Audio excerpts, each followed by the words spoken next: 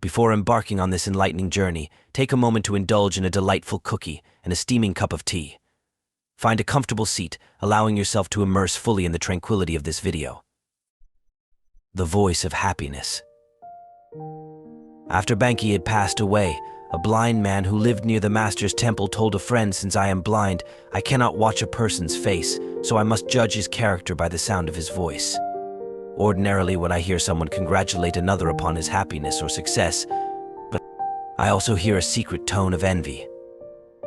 When condolence is expressed for the misfortune of another, I hear pleasure and satisfaction, as if the one condoling was really glad there was something left to gain in his own world." In all my experience, however, Banki's voice was always sincere. Whenever he expressed happiness, I heard nothing but happiness, and whenever he expressed sorrow, sorrow was all I heard. Everything is best. When Banzan was walking through a market, he overheard a conversation between a butcher and his customer. "Give me the best piece of meat you have," said the customer. "Everything in my shop is the best," replied the butcher. "You cannot find here any piece of meat that is not the best." At these words, Banzan became enlightened. A mother's advice. Jian, a shogun master, was a well-known Sanskrit scholar of the Tokugawa era. When he was young, he used to deliver lectures to his brother students. His mother heard about this and wrote him a letter. "Son, I do not think you became a devotee of the Buddha because you desired to turn into a walking dictionary for others. There is no end to information and commendation, glory and honor. I wish you would stop this lecture business. Shut yourself up in a little temple in a remote part of the mountain.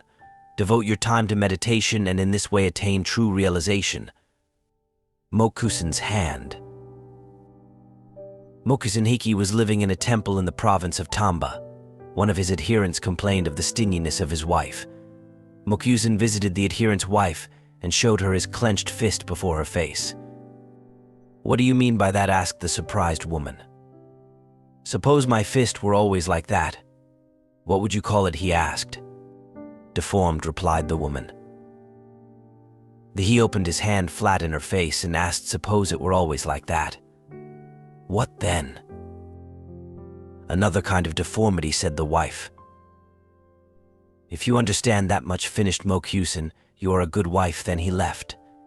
After his visit, this wife helped her husband to distribute as well as to save. Every Minute Zen. Zen students are with their masters at least 2 years before they presume to teach others. Nanin was visited by Tenno, who, having passed his apprenticeship, had become a teacher. The day happened to be rainy, so Tenno wore wooden clogs and carried an umbrella.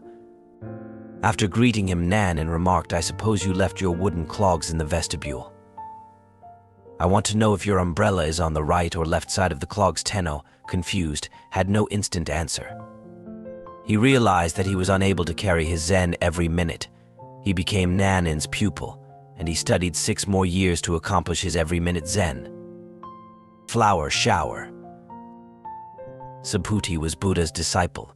He was able to understand the potency of emptiness, the viewpoint that nothing exists except in its relationship of subjectivity and objectivity. One day Subhuti, in a mood of sublime emptiness, was sitting under a tree. Flowers began to fall about him. "We are praising you for your discourse on emptiness," the gods whispered to him. "But I have not spoken of emptiness," said Subhuti. "You have not spoken of emptiness. We have not heard emptiness," responded the gods. This is true emptiness, and blossoms showered upon Subhuti as rain. Dreamland. Our schoolmaster used to take a nap every afternoon, related a disciple of Soyen Shaku.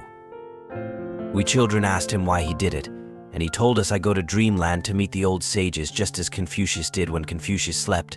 He would dream of ancient sages and later tell his followers about them. It was extremely hot one day, so some of us took a nap. Our schoolmaster scolded us.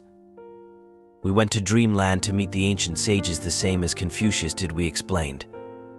"What was the message from those sages?" our schoolmaster demanded.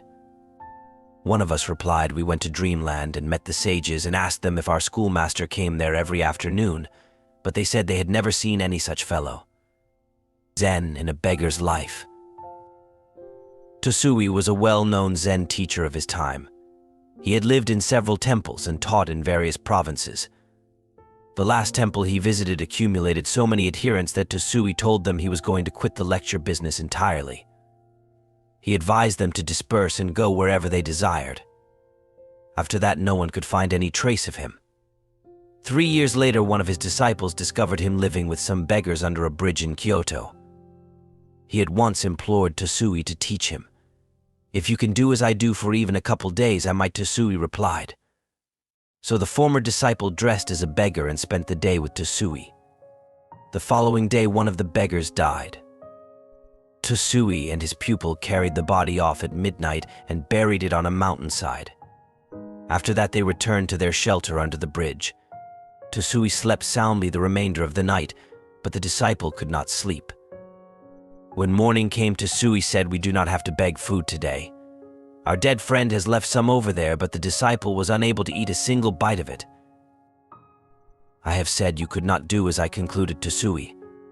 Get out of here and do not bother me again." The thief who became a disciple. One evening, as Shichiri Kojin was reciting sutras, a thief with a sharp sword entered, demanding either money or his life. Shichiri told him, "Do not disturb me. You can find the money in that drawer." Then he resumed his recitation. A little while afterwards, he stopped and called, "Don't take it all. I need some to pay taxes with tomorrow." The intruder gathered up most of the money and started to leave. "Thank a person when you receive a gift," Shichiri added. The man thanked him and made off. A few days afterwards, the fellow was caught and confessed, among others, the offense against Shichiri. When Shichiri was called as a witness, he said, "This man is no thief, at least as far as I am concerned. I gave him money and he thanked me for it." After he had finished his prison term, the man went to Shichiri and became his disciple. Right and wrong. When Banki held his seclusion weeks of meditation, pupils from many parts of Japan came to attend. During one of these gatherings, a pupil was caught stealing. The matter was reported to Banki with the request that the culprit be expelled. Banki ignored the case. Later, the pupil was caught in a similar act, and again Banki disregarded the matter. This angered the other pupils, who drew up a petition asking for the dismissal of the thief, stating that otherwise they would leave in a body. When Banki had read the petition, he called everyone before him. "You are wise brothers," he told them. "You know what is right and what is not right. You may go somewhere else to study if you wish, but this poor brother does not even know right from wrong. Who will teach him if I do not? I am going to keep him here even if all the rest of you leave." A torrent of tears cleansed the face of the brother who had stolen. All desire to steal had vanished. How trees and grass become enlightened. During the Kamakura period, Shinkan studied Tendai 6 years and then studied Zen 7 years. Then he went to China and contemplated Zen for 13 years more. When he returned to Japan, many desired to interview him and asked obscure questions.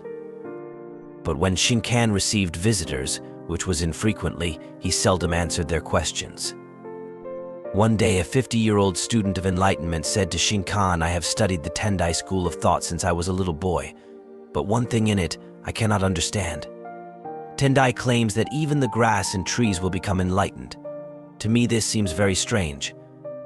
Of what use is it to discuss how grass and trees become enlightened?" asked Shinkan. "The question is how you yourself can become so. Did you even consider that?" "I never thought of it that way," marveled the old man. "Then go home and think it over," finished Shinkan. If you enjoy this video, type peace into the comment section.